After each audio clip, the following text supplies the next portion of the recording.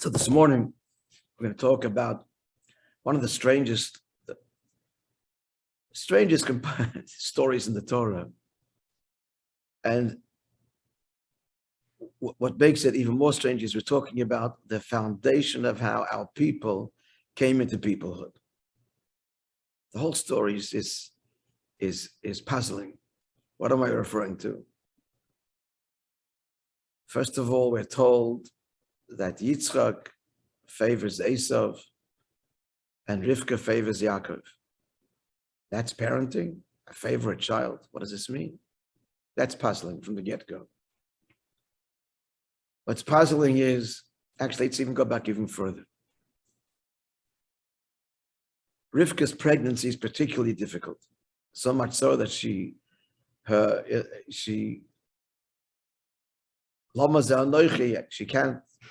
cannot come to terms with the pregnancy. Why was it so distressing? So Rashi explains. The Torah says that the children were struggling in her womb. There was a great battle going on. And Rashi says they were battling over the two worlds from our sages, this world and the next. They were battling. And the question is, why is that a battle? Esav wants this world, and Yaakov wants the next world. Why is there a battle? Separate ways. As happened when they were born. Esav went one way and Yaakov another way. So why are they battling over both worlds? Esav rejected the birthright. He doesn't want the spiritual world. So that's strange. And then again, the whole education there, the favoritism. What's most puzzling in the entire story, friends, is the deception. The critical link that's being forged now, as Avram now forges Yitzchak. It's critical, it's the third link, because when something happens three times, it's established. Yitzchak is the final, is now blessing Yaakov, the final patriarch. He's now forging the third link, and now it's established. And from there, the 12 tribes and the Jewish people have set their roots in the world. So the third link is being forged, friends, through deception. Yaakov dressing up like Esav. That's how the bracha comes. That's how the link happens. It's also strange that Yitzchak is a sage, is a seer, is a tzaddik. Like he's a leader. What kind of leader are you? You don't know your own children? Esav is able to deceive you. You give the bracha, you touch the hand, it's Esav, the voice is Yaakov. Couldn't figure it out. But more than couldn't figure it out, it's how could you be oblivious and not know who your children are? And if Rivka did know, why didn't she tell Yitzchak? So she was onto the game. So so you might want to answer, she didn't want to cause him any distress. So let him live in his blissful ignorance. But again, we can't accept that Yitzchak was in blissful ignorance. So as you can see, the whole story from beginning to end is puzzling. Right from the pregnancy. Right from the pregnancy. They're fighting over two worlds. Esav doesn't want the spiritual world. You have it. Peace. So the answer to all of the above, friends, is this, in brief. And I want to answer one question first, and then it'll resolve all the other questions as well. And the one question I want to zero in here on is the deception thing. That the brachas come not above board, but through disguise, dressing up as Esav. Why is it this way? The answer, friends, is this. You look at a Jew, any Jew, the average person, what is he doing most of his or her day? Her day, tending to the family, making a living, God willing, successful living. Then there's all the physical needs of nutrition and hygiene, traveling. He does things that everybody else does. Eats, sleeps, drinks, and works. It looks like he is simply, she is part of the scene. And then what? Is the whole point of our life the food and the drink itself? No. They're all means for an end. Or let me rephrase that. In the words of the Kabbalah, the whole purpose of our engagement of the physical world is to extract the sparks, the divinity, the holiness that's embedded in nature. How do you do that? You engage it, you acquire it, and then offer it to Hashem. Then it isn't about my acquisition. It isn't about my survival, my pleasure, my physical needs. It's all to serve you.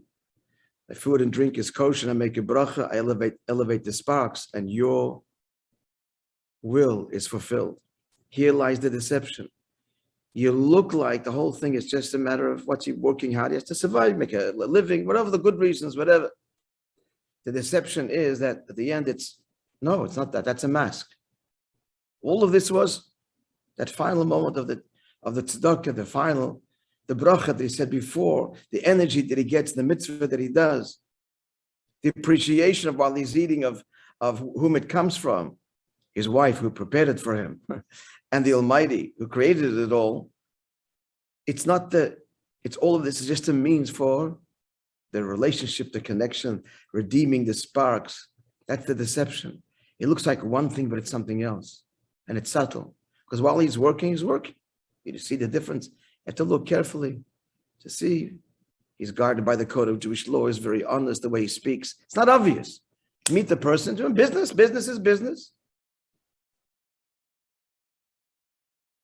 I'm reminded of a story with my cousin. Maybe I've told you the story. It actually starts with my father. Well, let me tell you the story. In 1979, my grandfather, my mother's father, was diagnosed with cancer of the throat. It's a very serious cancer. And after research, it turns out that the best surgeon in the world is a Dr. Conley here in Manhattan, in America. So my father picked up with my mother and traveled with my grandfather. He stayed in the hotel in Borough Park House, and for months, for the operation and for the recovery period before my Zayda was able to travel and go back home. Many stories with that, but this is what I want to tell you. So my father had plenty of time on his hands.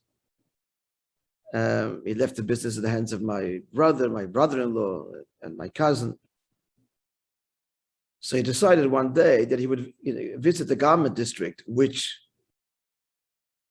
some of these manufacturers, my father's office had done business with, not him directly, but as you'll see, my cousin Binyamin Altes would travel to America, whatever it is, and buy from them. So my father decided to visit some of the bigger suppliers. So he comes to, makes an appointment. He's waiting. It's a very beautiful office, waiting in the office for the appointed time. My father was a little bit early, exactly to the moment. The secretary opens the door and the waiting room and says, Mr. Such and such is ready to see you. My father gets up. This Mr. walks towards my father from his office and bows to my father. Bows. My father's terribly embarrassed. This was an elderly gentleman. My father said, "Sir, you embarrass me." And the elderly gentleman held up his hand and said, "Please let me explain. Mr. New, come at my office. Please sit down." My father sits down. This very elegantly dressed gentleman and a very refined person, you can see. And he was already elder person, close to retirement, as he explained to my father. He says to him, "Mr. New," he said, "your salesman, Benny, Binyamin Altes, was here and we were arguing over, we were negotiating a deal. Not to tell you, Mr. New, that when you buy in larger volume, a percentage of a penny can make a difference. And so the price is the negotiation is very intense. So here I am with your salesman, Benjamin Altois. And at one point, and we're in the middle of almost about to close the deal, and it was a question of profits this way or that way, who's going to keep it or make it. He says to me, I'm sorry, I must have a mincha now, please excuse me. In the middle. He goes to the corner, puts in his scarf, and I'm watching him. Mr. New, he says, I want to tell you, I came from a very traditional home. We lived here on the east side. Traditional, but very poor. For my bar mitzvah, my parents dry cleaned my older brother's suit, and that was my bar mitzvah suit. My grandfather, he was observant. We were, typical story, friends, had drifted somewhat, make a living, the American melting pot. I subsequently, through my parents' hard work, graduated college and went on to a successful business career. My wife, he said, no interest in Judaism. I had to fight for a bar mitzvah for my sons. She was not interested. And we gradually drifted completely from observance of any kind. He says, when your salesman, if he could, first of all, that he stopped in the middle of the negotiation to daven, it touched such a chord in me. And to his detriment, because, and as he stood and prayed, my childhood came back to me. And I resolved now that I'm about to retire, that somehow my children have grown, left the home, somehow I must reconnect. And his conclusion was, Mr. New, if you hire such salespeople, then you must be special too. And that's why I bowed to you. So this is the deception. What's the deception? Binyamin is sitting there and they're negotiating hard the price of the material of the cloth, and then, sorry, mincha. This whole thing is all for the mincha. This is the twist. It's not obvious when you look. But at the end, it's all for not the material per se, but in the service of Hashem to make this world a home for God. So that's why it comes in deception. Yaakov is dressed in Esav's clothing. This is the neshama. Yaakov's the neshama that's invested in the body, Esav. And it's a disguise. You come down to the world and life is primarily about making a living and providing and all the physical needs that we have. No, so it appears.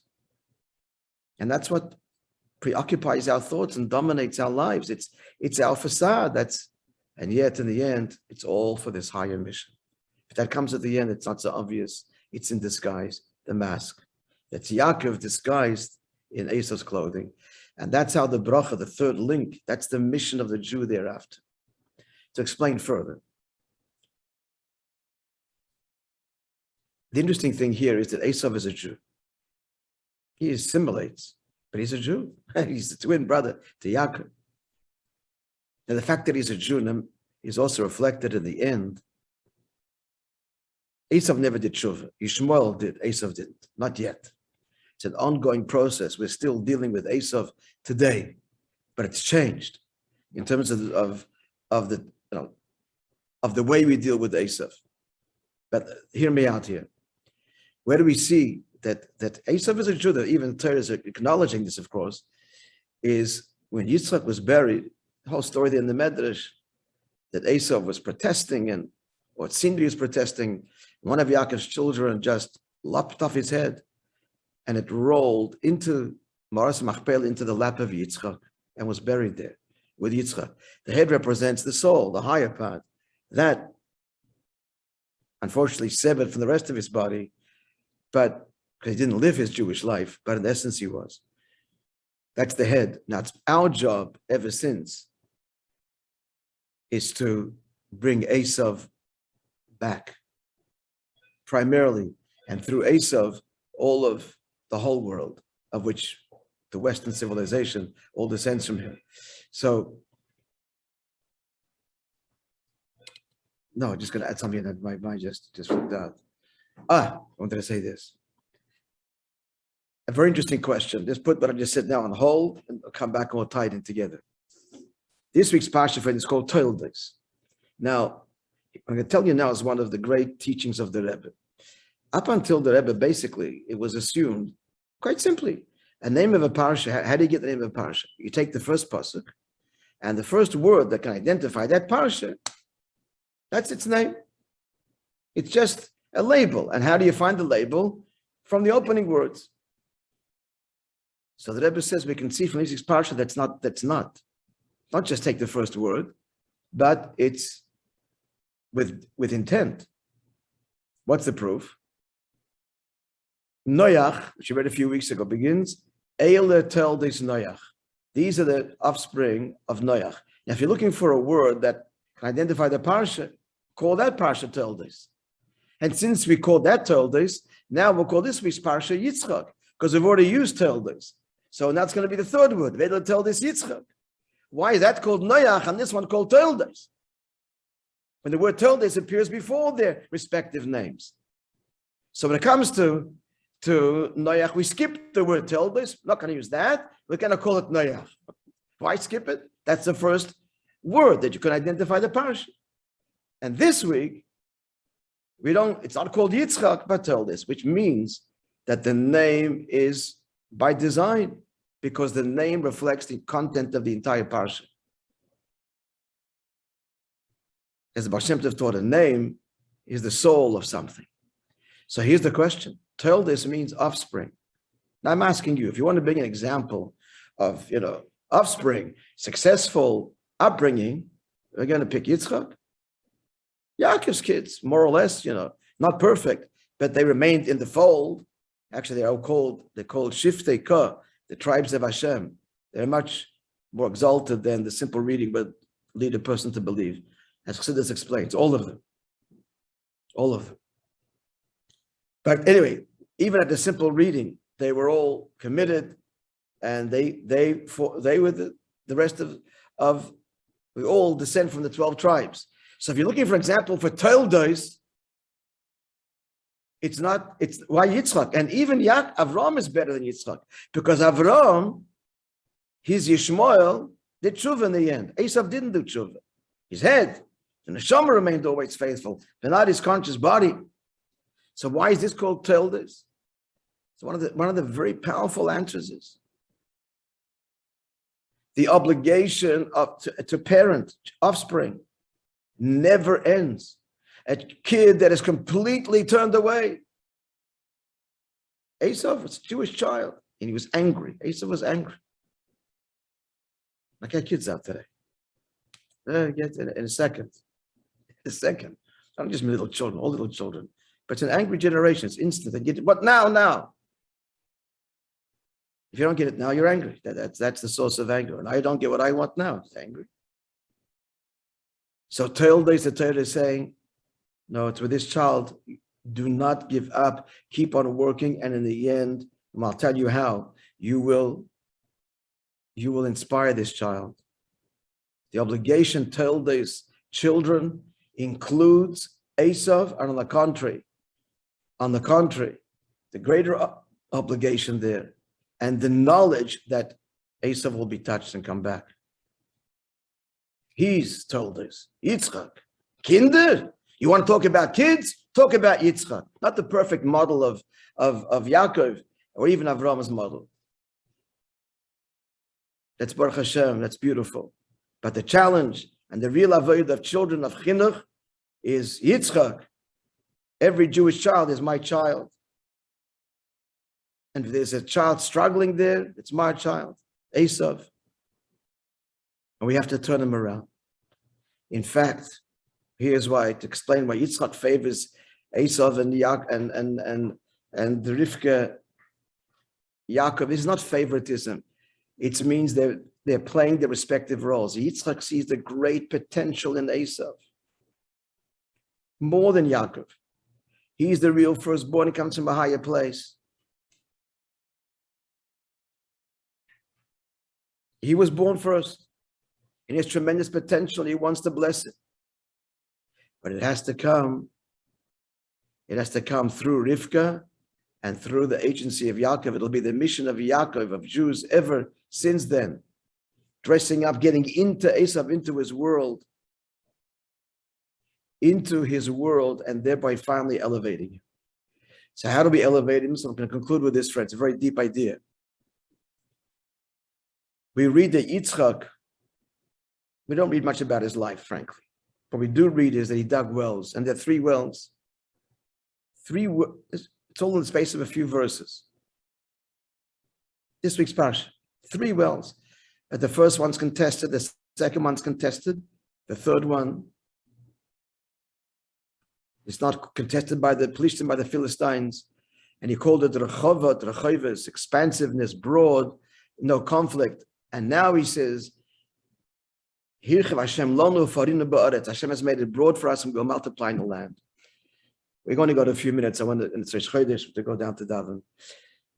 These 3 wells, friends, represent 3 levels of love. What is a well? A well is you remove the barriers and you reveal the life-giving waters below and bring them to the surface. These life-giving waters is the love of the soul to God, but there's barriers we need to remove. There's barriers on our heart, selfishness, big boulders, small little distractions, which is sometimes more harmful than the big problems, the big sins, the big distractions. They can cause a blockage that a big boulder can't cause. But that's a small thing. I just said that these little things can. How does it? The sharper the knife, the deeper it cuts. The more subtle. So we have to remove the boulders. But there's 3 loves. The 3 loves are the loves we refer to every day, twice a day in the Shema. You must to love God with all your heart, your soul, with all your might, exceedingly. And what are these 3 loves? Is represented by the 3 wells that Yitzchak digs. The first 2 wells he dug, but it was with conflict, it was with a battle. There was contention, argument. The third one, no argument. So we'll start, I'll just say like this, and next week we'll elaborate, God willing. There are 3 loves, friends. The first 2 are a battle. I love you because of what you do for me. That's a battle because you, maybe somebody else, experiment, see, someone better. There always is somebody better. So that's a battle to keep focused here. If the love is what you give me, it's a battle to remain focused that it should be you that gives me, not somebody else. That's the first level of love, which means I love Yiddishkeit because it's fulfilling, it's beautiful. I love it. I love it emotionally, intellectually, but that's a struggle. You love Yiddishkeit, you love other things too. Also enjoyable. So it's a struggle. This love, not that love. That's why that well was contested. That's the first level of love. The second one's b'chol nafshecha. B'chol nafshecha is even to give up your life. Now that would be the ultimate. Not necessarily, as we learned last week, friends. You can give up your life for an agenda. What's this love? I love you, not because of what you give me, but because I appreciate how wonderful you are. How wonderful you are. And therefore I'm devoted, and it's a privilege to be married to you. That's also a struggle. You're wonderful. There are other things that also have value and wonderful, and you can appreciate and be devoted to. There are many causes. This cause, only this one, it also requires a rigorous focus that appreciate you. This is already a higher level than what I'm getting. I want to serve, and I'm serving you because I appreciate your virtues. You appreciate? Could appreciate others, somebody else's values too. So that's the main focus is about. Next week, friends, God willing. The third love. The third love, there was no contention. They just surrendered the opposition. This is Yitzchak's third well. And remind me next week, with our children in the world, there's three loves, three engagements. But only the third level that's going to elicit the response, and the counter argument and the arguments, whether it's kids, whatever it is, the world just melts. I want to be part of this. That's the third love, which we didn't define. What could be higher than I'll die for you? What could be higher than that? So we'll see next week. And that is the final means, the deepest love, of which you make the real change in the world. Okay, cliffhanger, God willing then, for next week. Good Chodesh, good Shabbos. Thanks for joining us. Thank you. Shabbos, thanks, Rabbi. Shabbos, Shabbos, yeah. huh? Yeah, I'm here. Okay, very good. So I'll see you, Mitzvah. Yeah. Shabbos. Good Shabbos. All the best, everyone. Shabbos, guys. Shabbos, Stephen. Shabbos, Ari. Good to see you. Thank you too, Rabbi.